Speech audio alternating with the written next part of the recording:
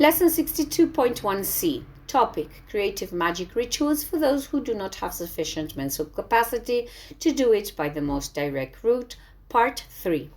Another way to perform this ritual is to place a mirror on the same altar as your candle and stones. In the mirror, you must see your face. Then, concentrating on your image and the altar as a whole, the mirror, the candle, and the stones, you can also use photos, but in this case, it won't be as important. What you need to do is send the invocation of having good relationships with the people you will encounter that day through the image in the mirror. As you know, the mirror is an object with great magical power. There are many rituals with mirrors to access one's inner self, to perform divination techniques, and to see the invisible world, to see spirits, and to communicate with them. The mirror is often very effective in this case. What you need to do is make the invocation through your image, ensuring that the negative energy has disappeared from the space. Concentrate on sending that mental energy of thought through the mirror and repeat the same invocation.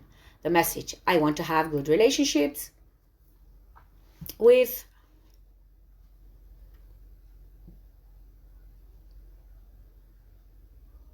the people I meet today, said with great faith and a strong desire, so that the Father hears the message and helps make it a reality.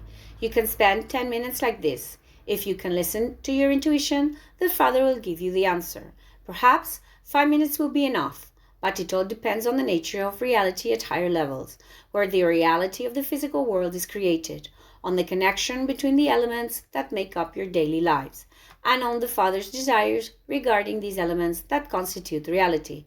It is a very complex matter. You can desire whatever you want, but ultimately the Father will be the judge of the situation and will determine the course your reality must take. You have free will, of that there is no doubt, but this free will is determined by your surroundings, by the decisions you can make, and by those you cannot. It depends on social conventions and the social relationships you have. Generally, you all depend on each other and you can't be destructive to others. All this makes you think that free will doesn't exist. You are very wrong. Free will refers to the fact that you can think or not think about the good of others, or about your own convenience, or about the desire of others. You have the freedom to think as you wish and to act as you wish. Some will say that I am acting rightly or wrongly, but it's not really about that.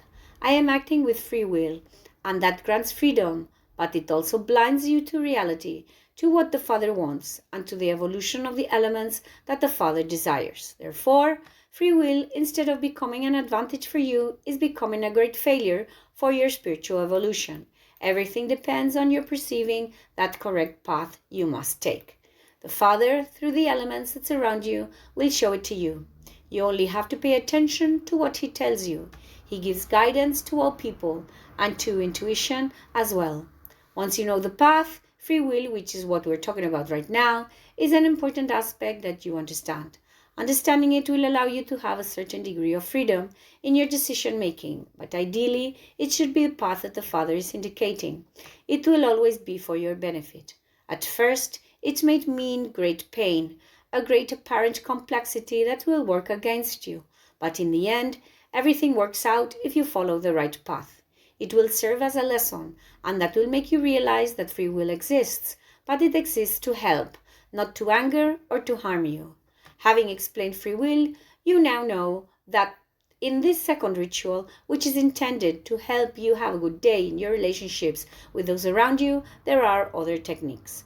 Beside the candles, stones, photos, and mirror, you can combine them all for greater power and energy.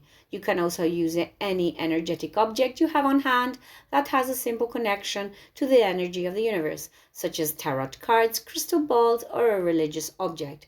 Use these to make invocations, desiring either of the two things mentioned earlier, having a good day and having good relationships with others. This also has the advantage that, with the same instrument that you're using, if you have the sensitivity and know how to interpret it, in the case of the tarot, you can obtain the answer to your invocation, whether it was effective or not. End of lesson 62.1c, part 3.